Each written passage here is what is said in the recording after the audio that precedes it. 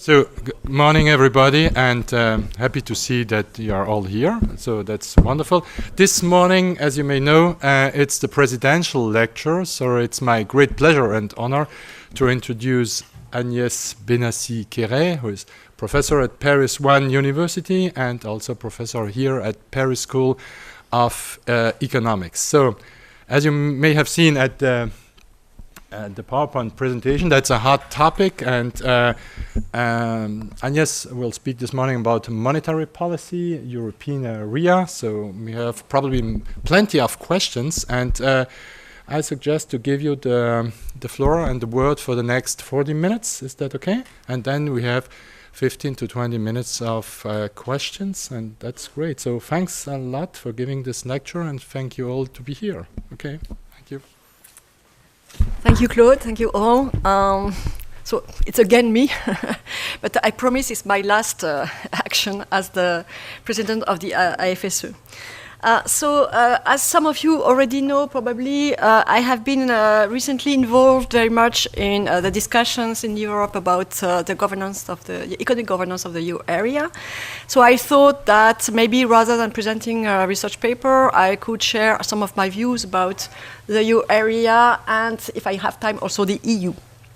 So I will cover first the diagnosis of the euro area, then focus on two big issues. First, the debate about risk reduction versus risk sharing, and the second one on macroeconomic policies. I think the second actually point is understated currently in the debates, and I will finish with a few words about the European Union. I will rely mainly on three papers. One is the so-called 14 Franco-German expert paper on euro area governance. So you have the list of the authors, 7 German, 7 French. It was published in January. Second paper is an older intervention in Sintra, the Forum of Central Banking in Sintra last year about the European semester. And if I have time, I will say a word of ongoing research with Hippolyte Dalbis and Amélie Chourich on tax competition. So first, euro area diagnosis. As you know, a lot has been done since 2009 in the euro area, and the three main, in my view, the three main blocks are first, the introduction of emergency assistance. As you know, when the crisis started, there was no emergency assistance scheme for euro area members. Strangely, there was one for non-euro area members. This came with the introduction of the European Financial Stability Facility and then the European Stability Mechanism, ESM. Second block, very, very important, is the whatever it takes of Draghi in July 2012 to avoid self-fulfilling crisis and more generally to ensure the integrity of the euro area, and then came the outright monetary transactions, so-called OMTs. So my presentation will be full of acronyms. I'm very sorry, it's a topic that is very heavy in acronyms. The third block is the banking union, with 3 pillars. The first one is single supervision with the SSM. The second one is resolution with the Bank Recovery and Resolution Directive that basically shifted the regime from bail-out of the banks to bail-in. And actually, Jean Tirole talked about that on Monday. And this comes with a single resolution mechanism and fund. And the fund is too small, probably. And then the third pillar under discussion is the European Deposit Insurance Scheme, and there will be a very important European Council next month about that, and it's not sure that we find an agreement. I will explain why. So why, with all this, does the euro area still needs fixing? There are 4 main reasons. The first one is that the financial market is still fragmented. So, as you know, as economists, if the market is fragmented, then you don't have optimal allocation of capital, and so you have lower growth, normally, in the long term. And on the top of that, you have more instability. Think about a crisis in Italy, then because there is no unified capital market or pan-European banking system, then SMEs in Italy will find it difficult to fund their projects, hence the crisis in Italy will be even worse. You have more instability, You can discuss this because also when you have a unified market, you maybe have more spillovers, more contagion. We can discuss this afterwards. Second point is that mutual trust has been lost, largely lost. This is true for fiscal rules that are considered very complex, opaque, and sometimes inefficient. There are also disputes over the role of the ECB. There are also disputes about the ESM, and about ESM program, it seems that both creditor countries and debtor countries are unhappy. The third point is that, of course, there will be new crises in the future. We all know that. We cannot say when, but there will be. And the problem is that the macroeconomic policy toolbox is close to empty. This is true for the ECB, that has already accumulated a very large amount of government bonds, but also corporate bonds. And the interest rates are extremely low.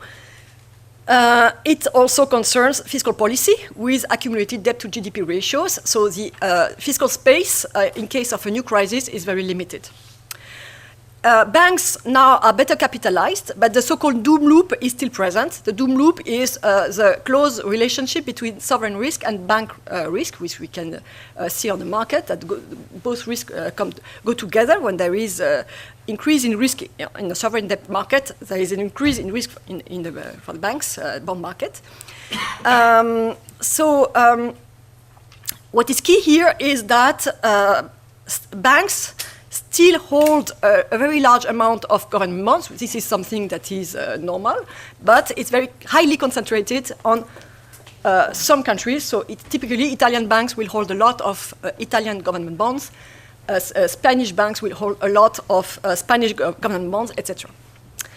And finally, a macroeconomic reconvergence is not granted. The European semester is very weak. And the medium-term surveillance that was introduced during the crisis is split between two processes that are not coordinated. I will come back to that, because this is something that is not very much discussed today, although I think it's very important. So what needs to be fixed to be consistent with the previous slide?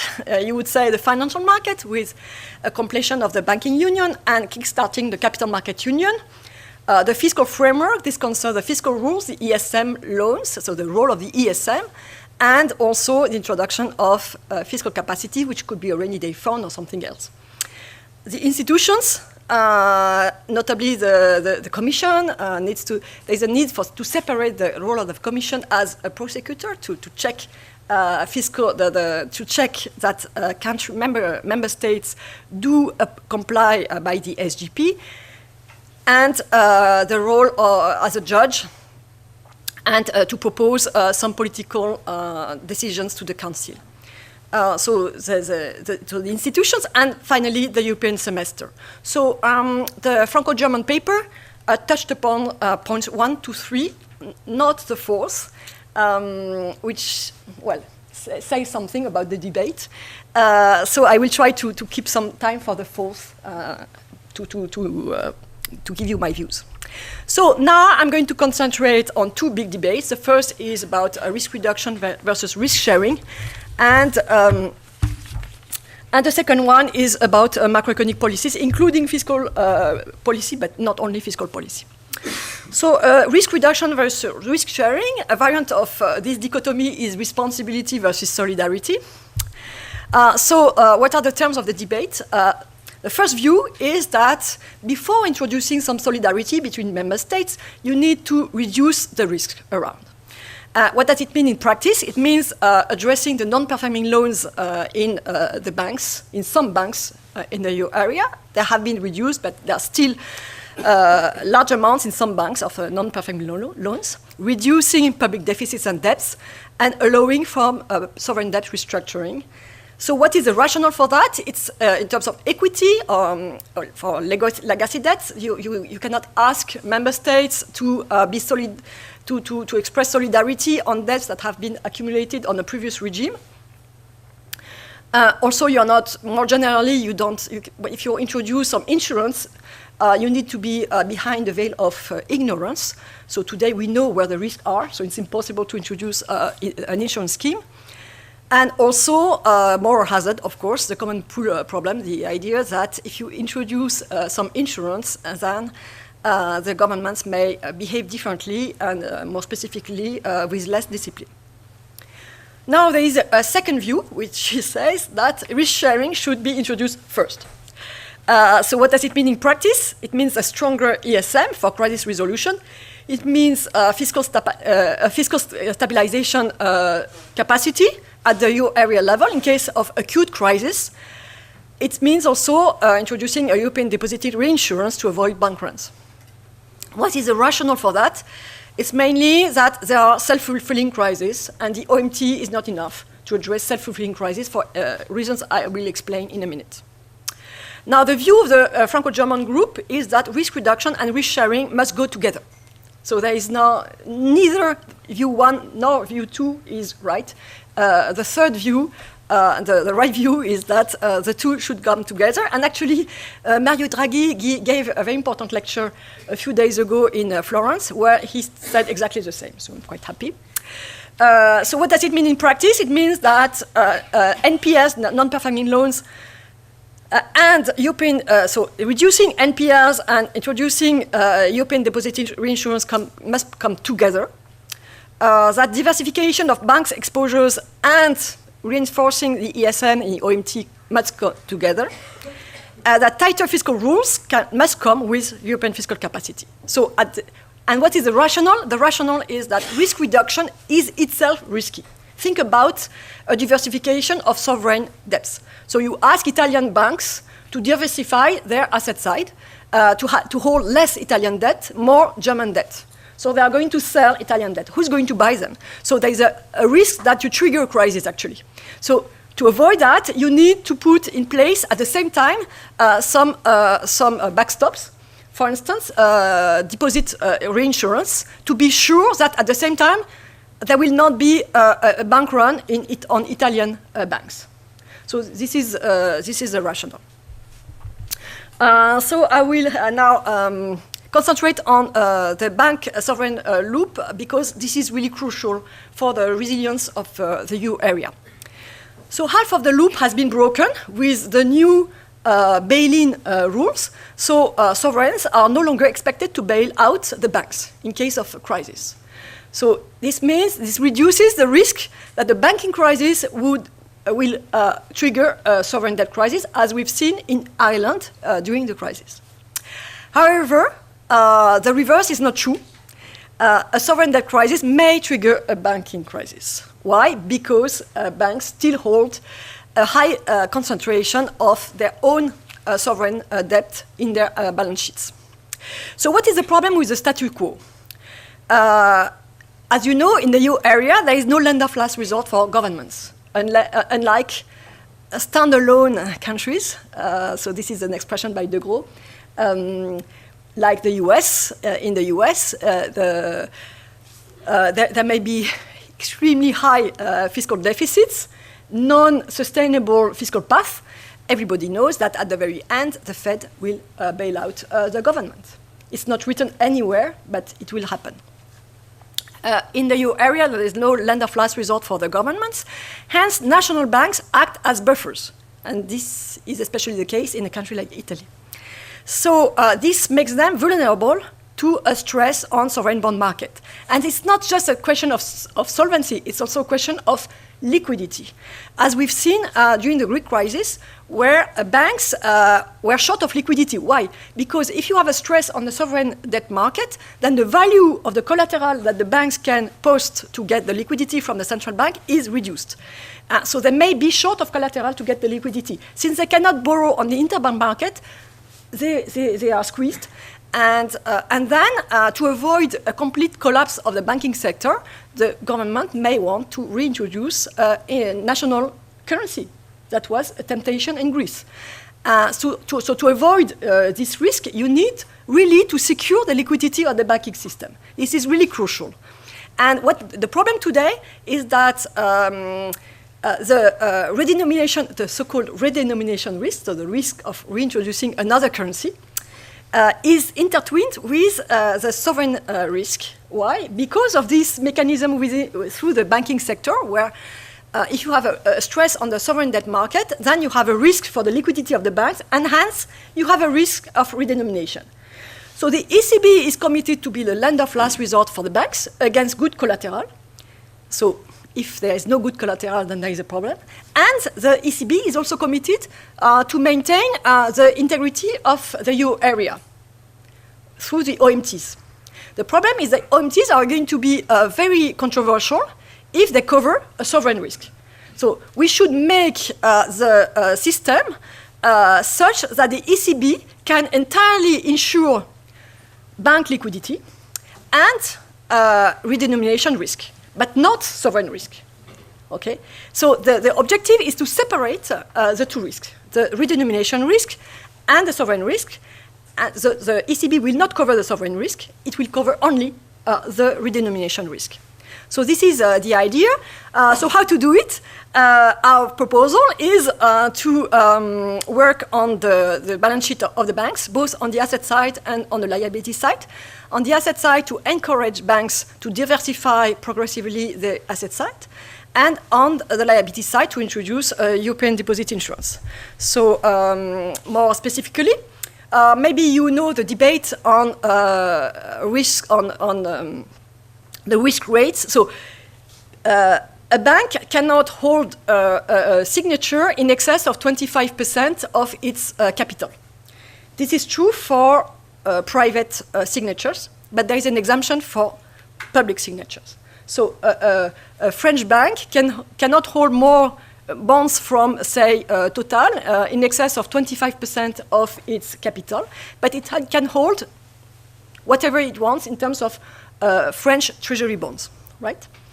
And some experts have advocated waiving this exemption for sovereign debt. So it would mean that a bank could not, so say BNP, could not hold more than 25% of its capital in French sovereign. So it's very radical reform.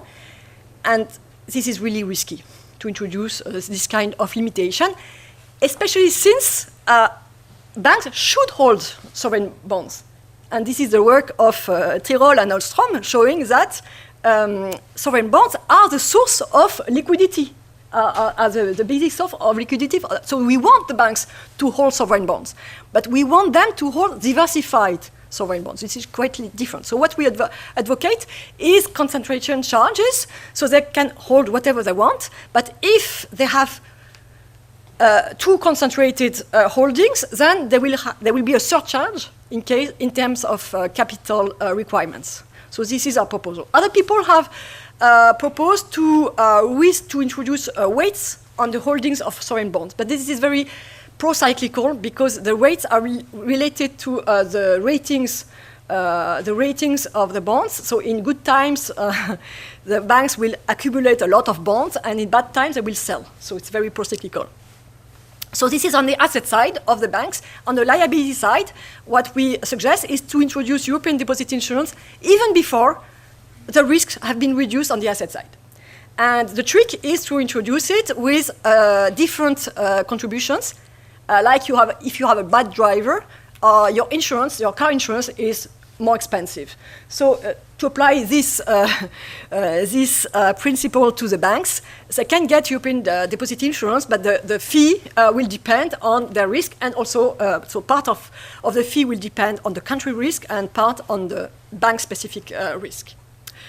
So if we have both elements in place, the liquidity of the banking sector will be more secure, and then this will pave the way for cross-border banking. That is very important for the integration of the banking sector in Europe, and to have pan-European banking, so a German bank lending to an SME in Italy and vice versa.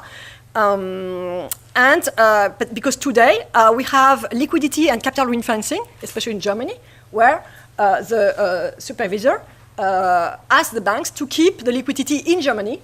So a German bank cannot use the liquidity in Germany in its subsidiary in Italy. So we don't have the banking union at this stage. Now, I move to a second point, macroeconomic policies. And I'd like to start with this graph that may not be very readable. which dates back to 2007, just before the crisis, the global financial crisis. So on the x-axis, we have the budget balance in percent of GDP. And on the vertical axis, we have the current account, okay? So if you look at the x-axis, you see that countries with deficit in excess of 3% of GDP, just before the crisis, there was only one. Portugal was borderline. And then there were a few countries that were between 3%, minus 3% and 0. Okay? So, wait, I'll come back to that. On the vertical axis, you see that all countries that were hit by the crisis, severely hit by the crisis, Greece, Portugal, Ireland, Spain, Estonia, Lithuania, Latvia, had a current account deficit of more than 6% of GDP. Okay? So this graph shows, illustrates the problem with the macroeconomic surveillance prior to the crisis, that it focused on the x-axis, and it completely disregarded the vertical axis, whereas most crises erupted in countries where the current account deficit was large, but there was not large fiscal deficit. There could be even a fiscal surplus. Okay. However, so I will first talk about the x-axis and then the vertical axis. On the x-axis, you see that 2007 was a peak of the cycle, just before the crisis. So you would have expected this group of countries, in fact, to be closer to balance or even in surplus, so as to have some room for maneuver to react to the crisis. It was not the case. So a big flaw of the Stability and Growth Pact was the lack of the lack of incentive for governments to reduce their deficit or even go to surplus in good times. So the SGP bites in bad times, but not so much in good times. So the result is that countries are close to the 3%, and there are some recent papers showing that, in fact, the 3% act as an attractor to governments. They aim at 3%. And if you look at, for instance, the French debate among the politicians, they have no idea that the objective is 0, not minus 3. So this was the first point. And then we have to, then for the second axis, an innovation after the crisis was to introduce so-called macroeconomic imbalances procedure. So it was kind of equivalent to the SGP, but for non-fiscal imbalances. So it was a very good idea. When you look at this graph, it was initially a very good idea. So I will show how it failed, in my view. So first, fiscal policy. Fiscal rules are criticized today from different points of view. Some argue that they have done poorly in terms of in fiscal discipline, ensuring fiscal discipline. Some others say that they've performed poorly in terms of countercyclical policy, and European countries, on average, have carried out pro-cyclical policies. And it was especially the case in 2012 and 2013, when there is a second dip in the crisis in Europe, where due to the SGP, not only to the SGP, there was also other items, there was a fiscal tightening just when growth was coming down.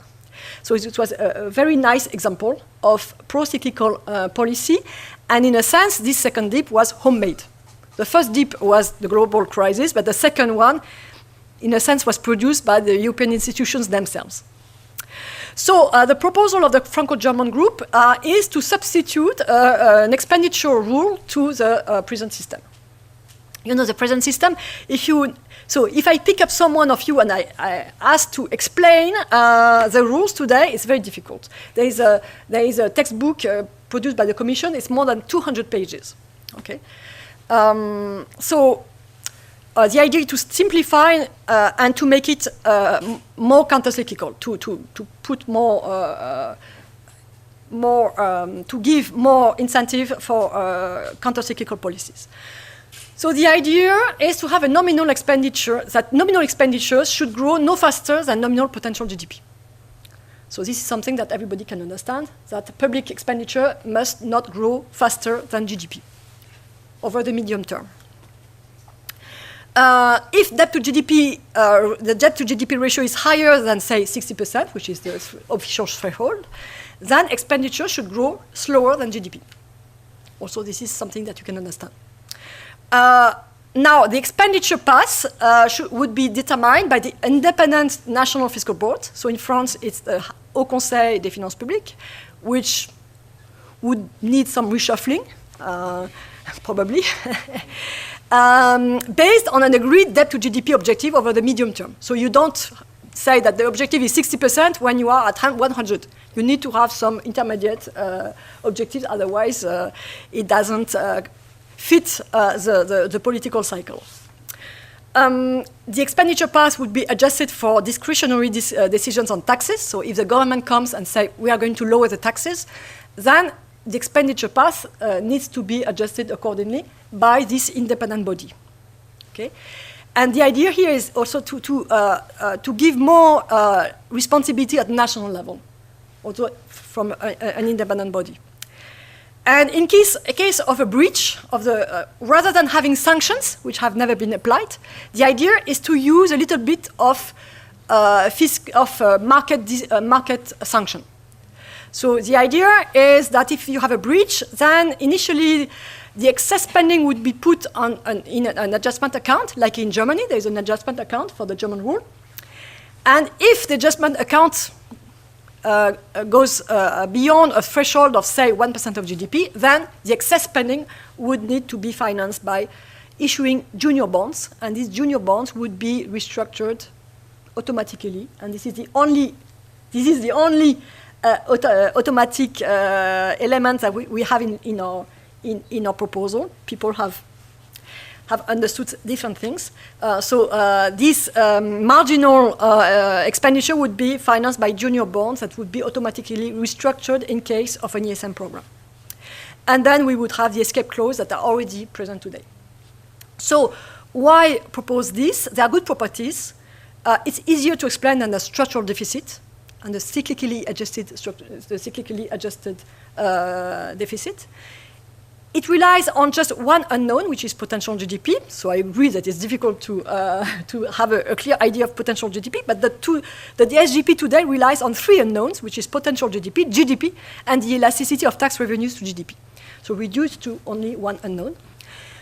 It has better stabilization properties, especially in the upturn, and this is what makes the present government not very happy with our proposal, because the growth path is quite good.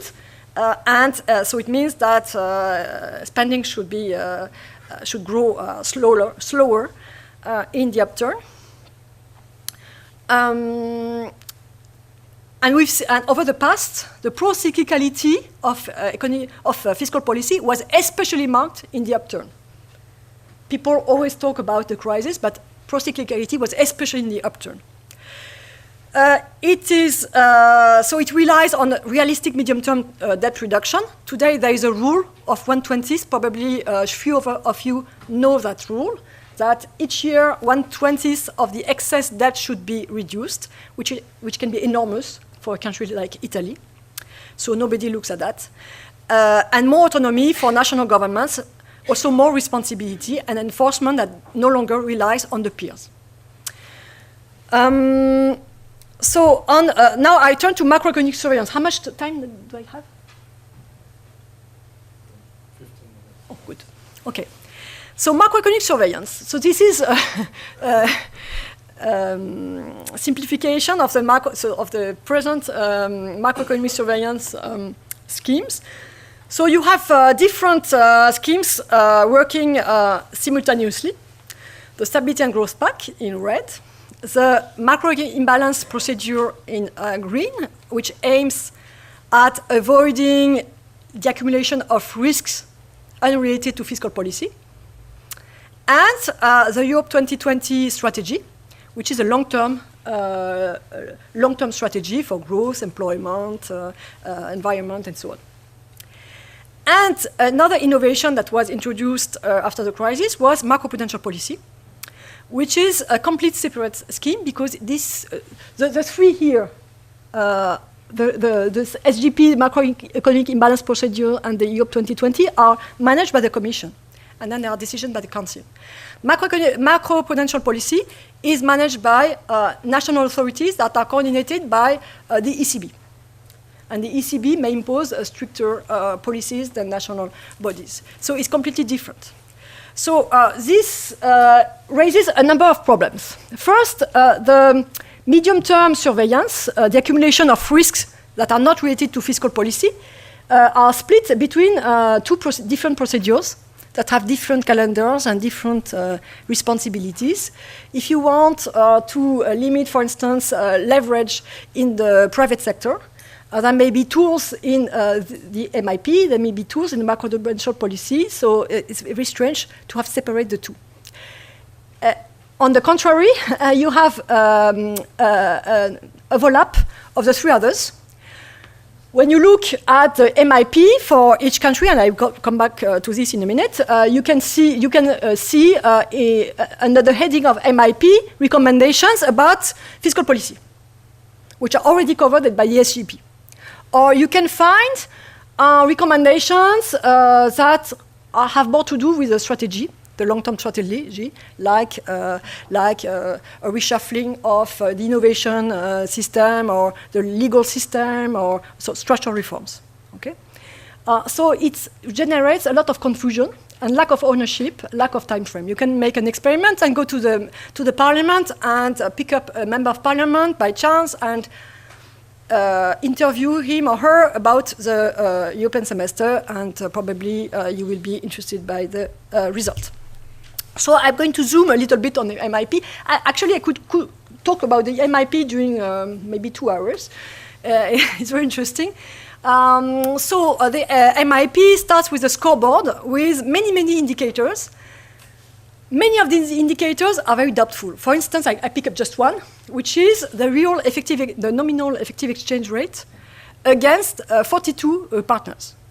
Okay. So in the euro area, as you know, there are only 19 countries. So if you calculate the effective exchange rate against 42 partners, it must be that the US, Japan, the UK are among these partners. So you are going to blame a country because the euro has appreciated against the dollar. So it has nothing to do with country-by-country surveillance. And a real effective exchange rate calculated against the 18 other partners, which would be much more appropriate because this is about convergence within the euro area. So here I'm just picking up 4 indicators that make sense. In blue, public debt. In gray, private debt. Consolidated private debt. The black squares are the current account, and the red triangles, the unemployment rate. And then the Commission classifies the countries into different groups: no imbalances, imbalances, and excessive imbalances. So this is the vintage 2017. The 18 has not been published yet. And you have 4 countries, including France and Italy, in the excessive imbalance group. It's not so easy to understand on the basis of these 4 key indicators why some countries are in excessive imbalances or no imbalances. It's not so easy to, based on these 4 indicators, to classify them. But the Commission says, oh, but we don't really use these indicators. Okay, then why calculate them in the first place? So then let's look at the in-depth reviews. So I pick up the in-depth reviews for just the 4 that are considered in excessive imbalances. And so you have France, Italy, Cyprus, and Portugal. And I summarize here what elements are picked by the Commission to justify this classification. So you see for France, it's low productivity growth, government debt. For Italy, productivity, government debt, non-performing loans, unemployment, etc. So you see that in all of these countries, fiscal policy is one important element. And whereas at the beginning, the MIP in the first place was introduced to complement the SGP, not to repeat the SGP. Now let's look at the country-specific recommendations. So look at France. And what is really interesting is that you have a recommendation concerning fiscal policy, again. You have and what is really tricky is that you have a mixture of recommendations that are at the margin. So the minimum wage, limit the growth of the minimum wage, or tax cuts, or base broadening. These are instruments that you can use at the margin. And it's a mixture with structural reforms, vocational education and training. So this is something, you have a yearly review. So next year, they will look at what has been done on that.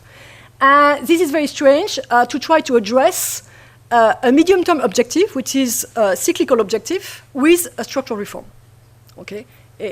So it's very rare that with a structural reform, you can reduce the amplitude of the cycles. Now I zoom at a case study, Germany versus France. Why these two countries? Because it's very easy. In Germany, you have a current account surplus, whereas in France, you have a current account deficit. So a normal orthodox economist would think that in Germany, you need to stimulate demand, and in France, you need to stimulate supply. So let's look at what the Commission says about these two countries. And strangely, two of the recommendations are the same. So the last one, which is about competition, so it's structural, has nothing to do with the saving, demand-supply imbalance. The first one, so it's to reduce the social security contributions. So in Germany, it's considered as a demand policy, and in France, it's considered as a supply policy. When you dig into the detail, you find out that here in Germany, it's employee contribution, whereas in France it's employers' contribution. But so probably you have ideas of the incidence of these two kinds of contributions. It's not so easy to conclude that it's demand side in Germany and supply side in France. And the second one is even more tricky. The second one is even more tricky, where in France, the recommendation is to ensure that the minimum wage developments are consistent with job creation and competitiveness. Fair enough. But then in Germany, create the conditions to promote higher real wage growth. This is to give purchasing power to the employees. Good, but in real terms. So it could be achieved through lower inflation. Okay? So from a euro area point of view, this is not consistent. And there is really a lack of consistency when you look at the country-specific recommendations one by one, and you try to get the whole picture. It's very difficult. So clarification is needed, where each process has its own objective, its own instruments, its own horizon, and maybe a flagship to make people be aware of it. So for the SGP, the flagship is the fiscal balance. For the MIP, it could be the current account. For Macropru, we already have the Basel gap, whether you like it or not. And for 2020s, long-term growth, something like that. So I will not expand on this. Just say a few words on the European Union, because I think it is really important at a time where the budget is being negotiated. Today, we have a policy assignment between member states and the EU level, which relies on subsidiarity. So the role of the EU is to set the conditions for competition, both internally and externally, through signing agreements with other countries, is to instruct the member states on structural reforms, and is to help poor regions to catch up. And the role of the member states is to implement the reforms and to take care of the losers. And this assignment may not be working. Why? The country-by-country approach of structural reforms is awkward, in my view, and it has gone away from the initial integration process in Europe, where you have a common goal and you converge to this goal. This is what has been done for goods. It is ongoing for services. Maybe it will be done for capital. We have a common goal, which is capital market union, and we converge to this capital market union. And then all the structural reform should aim at capital market union. So you can think about the regulations concerning the non-performing loans and things like that. Labor, nothing has been done. So you could imagine, and this is something I will not have time to present, you can imagine an objective of employment union and convergence to these employment unions. So this will be much more consistent. Second thing, a subsidiarity principle has unintended effects because national governments are squeezed between EU decisions and the local labor market. And spillovers are only always thought about like economic spillovers. And I give an example. This is the unemployment rate at local level in France in 2017. It's INSEE data. And so you have, so these are not all 304 employment areas, just a few of them. So the maximum is Agde, Pézenas, and Thiérache, more than 16% unemployment rate. And at the opposite, you have Houdan and Les Herbiers, very low unemployment rate. So in all countries, you have this sort of heterogeneity. But what is striking is the correlation between this classification in 2017 and 2003, which is the first year of the data, which is 90%. So there is a lot of inertia in these unemployment rates, and obviously the French successive governments have not been successful in addressing this. So you may argue that the unemployment in Agde, Pézenas has no spillover at all on other member states. Okay? And it's true. From an economic point of view, it's true. The problem is that if you compare this graph with extreme votes, for instance, the correlation is very high. So you have spillovers that may go through other channels than the economy. They can go through the political channels or the social channels. And this is really tricky at EU level. So maybe the spillover, maybe the subsidiarity principle needs to be reconsidered today with these facts in mind. I'm not saying that the EU, the Commission, should take care of unemployment in Thiérache, but we have, for instance, a tool which is the Globalization Adjustment Fund that was introduced some years ago that is extremely inefficient. To give an example, in 2016, they have, for the whole EU, they have helped 7,000 workers, okay, for the whole EU. So you could imagine reshuffling this fund to help and having a kind of window that would be open to local authorities that could maybe, based on some projects, get some funding from EU level to take care of their own future. So this would be a way to jump above the national level. So I don't have time to present this and conclude. There are key questions today, three key questions today for Europe. The first is coordination versus integration, again, because this question has been asked for the monetary policy. We had monetary coordination, it failed. We moved to monetary integration. In a sense, we are redoing the same play for fiscal policy. We have fiscal coordination, it's largely failed. Then the question is whether to introduce a layer of fiscal integration. Second thing, a reshuffling of the European semester is really needed. And third, a rethinking of subsidiarity with possible European support for local initiative with an evaluation. We know today how to evaluate. And coordination, and what I wanted to say also is that ongoing research with Hippolyte Dalbis and Amélie Chourich shows that, in fact, we focus too much on the coordination of capital taxation. And in fact, we should think about the coordination of high wage, of skilled work, labor taxation, because what we show is that, for instance, capital mobility has an impact on the taxation of, there is a complementarity between skilled labor and capital. Hence, the mobility of capital has an impact on the taxation of skilled labor and vice versa. So we need to expand our thinking about tax coordination. Thank you.